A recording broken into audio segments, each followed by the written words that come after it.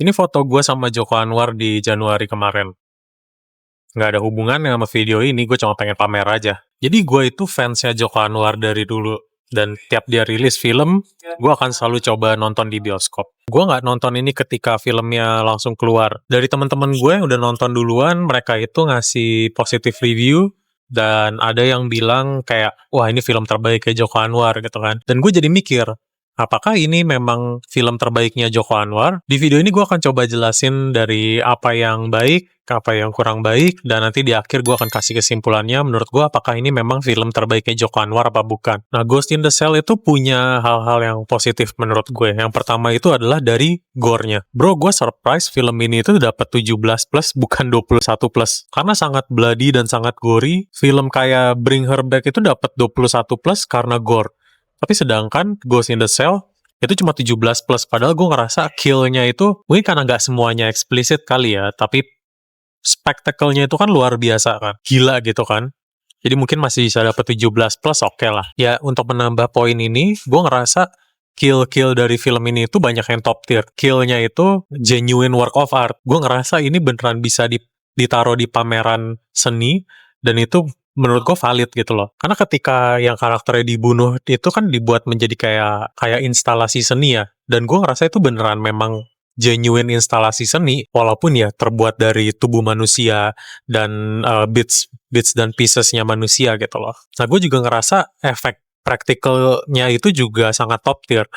Gue nggak tahu siapa yang ngerjain VFX di film ini, tapi shout out karena kill-nya itu memang gue ngerasa highlight banget sih, apalagi kayak bagian korban-korbannya. Gue yakin itu menggunakan manpower dan man hour yang sangat banyak untuk membuat efek-efek praktikalnya. Terus hal yang positif juga di sini itu adalah karakternya menurut gue.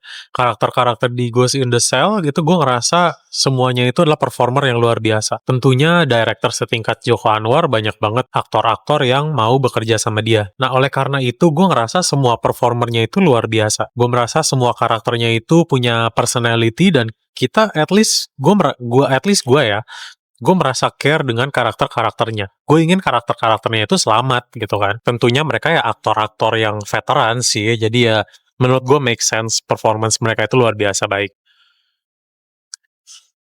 Dan hal positif terakhir, filmnya itu sangat fun menurut gue. Gue ngerasa sangat enjoyable, gue ngerasa, dan durasinya juga cuman kayak 100 menit, 110 menit lah. Nggak nyampe 2 jam. Jadi gue ngerasa itu cukup pack dan sangat entertaining. Dan gue nggak ngerasa duit gue terbuang. Tapi dari situ gue merasa banyak juga film ini yang bisa diimprove sebenarnya. Yang pertama itu adalah Bloat. Jadi walaupun gue tadi bilang film ini cuman 110 menit, kalau nggak salah, nggak nyampe 2 jam, tapi gue merasa pacingnya itu ada yang dragging. Gue ngerasa pacingnya itu sebenarnya bisa aja lebih baik.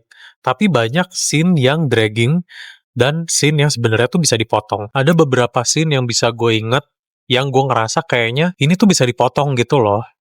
Kayak, kenapa sih kita masih di sini? Contohnya tuh kayak misalkan waktu si sipirnya itu ngomong sama si pejabat korup ya yang ada di penjara. Itu dragging banget coy. Itu berapa menit kita cuma ngelihat scene itu, kayak ya intentionnya kayaknya sih emang buat biar itu lucu, tapi gue sebagai penonton gue ngerasa ini dragging, kayak cepetan lah ini up ya, I get the point, ayo kita move on gitu loh. Dan ini yang gue ngerasa Joko Anwar itu nggak mau motong filmnya, nggak mau di slim down, dan itu sangat sayang banget gue ngerasa, karena gue beberapa kali merasa kayak gue tuh taken out of the scene aja gitu loh, kayak ngerasa ini mau kemana sih nih, bosen gue ngerasanya.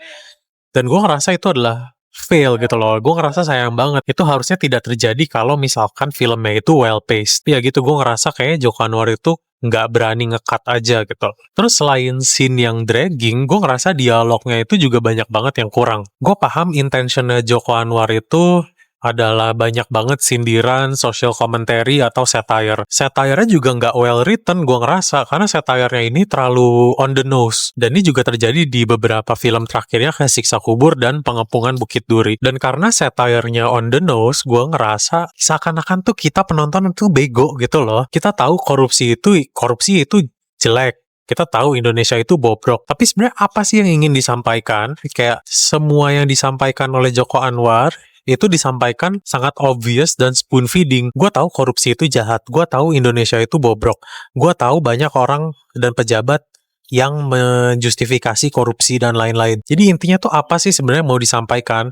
Yang disampaikan Joko Anwar itu sebenarnya nggak ada poin atau insight yang baru. Itu yang sangat gue sayangkan. Begitu juga dengan dialog komedinya. Gue ngerasa komedinya itu kurang punchy dan agak terlalu slapstick gitu. Dan gue merasa komedi chopsnya Joko Anwar mungkin not the best. Dan ini gue ngomong sebagai fans loh. Gue ngerasa komedinya itu Marvel banget. Jatuhnya malah gue ngerasa cringe, bukan ketawa. Walaupun filmnya itu banyak sih scene yang lucu, cuman ketika komedi itu kalau jokesnya nggak landing, itu kerasa banget gue rasa. Dan yang poin terakhir adalah gue ngerasa film ini cukup homofobik. Joko Anwar itu orang yang progresif, tapi somehow dia sangat permisif akan homofobia di film ini. Karena orang yang kemayu atau yang gak stereotypical masculine itu menjadi punchline. Seakan-akan kayak, oh ini gay banget nih, oh ini gay banget. Seakan-akan itu joke-nya, ya jokesnya itu karena, oh that's kinda gay, oh that's pretty gay. Itu sebagai butt of the joke di tahun 2026. Dari Joko Anwar. Itu yang gue gak ngerti. I expect better dari Joko Anwar sebagai orang yang progresif. Dan jokes-jokes ini itu gue yang ngerasa justru merugikan queer community. Dan sekali lagi untuk Joko Anwar yang orang yang progresif, he should be better gitu loh. Dan itu dia kan menggunakan sexual assault itu sebagai jokes kan, seakan-akan prison rape itu lucu. Jadi ya ini yang gue ngerasa kurang serok dari Ghost in the Shell. Jadi untuk kesimpulannya ya gue terhibur untuk nonton ini, dan gue merasa dari filmografinya Joko Anwar ini termasuk film dia yang cukup strong. Apakah ini film terbaiknya dia? Enggak, jauh. Karena masih ada Pintu Terlarang dan Janji Joni. Dan sekarang setelah gue ada waktu untuk mencoba ngendepin dan mencerna apa yang gue tonton, gimana kalau misalkan film ini itu straight up horror, bukan horror komedi? Ya nggak tahu sih ini akan jadi lebih baik apa enggak, tapi kayaknya mungkin itu adalah versi yang mungkin akan gue lebih prefer dibandingkan horror komedi. Gue fine dengan versi yang ini, tapi ya what if-nya adalah kalau misalkan ini straight up horror, kayaknya bisa jadi lebih baik deh. Jadi ya gue itu memang fansnya Joko Anwar, tapi gue selalu ngerasa dia itu nggak pernah perform sepotensi sepenuhnya dia. Nah, gue selalu berharap semoga dia bisa berkembang lebih baik, dan gue tetap excited sama Pengabdi Setan 3. Jadi kurang lebih itu aja opini gue mengenai Ghost in the Shell. Gimana pendapat kalian mengenai Ghost in the Shell? Kalau kalian tulis di komen, gue pasti akan baca. Kurang lebih itu aja dari gue. Thank you for watching, dan sampai jumpa di video berikutnya.